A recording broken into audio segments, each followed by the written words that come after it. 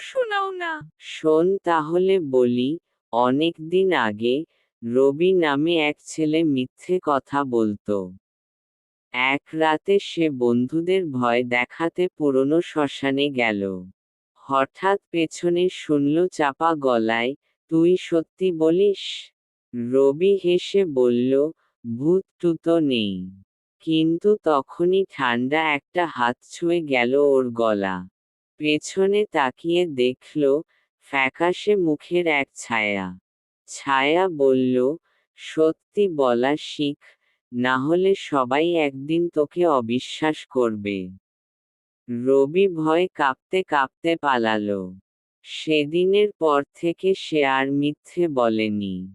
সত্য বলার মূল্য সবার আগে। ঠাকুমা, একটা ভালো গল্প শোনাও না। শোন তাহলে বলি।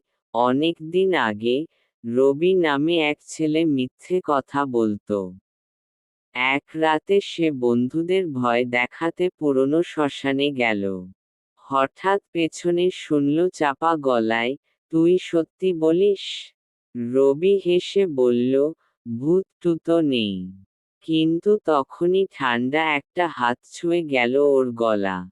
পেছনে তাকিয়ে দেখল, ফ্যাকাশে মুখের এক ছায়া।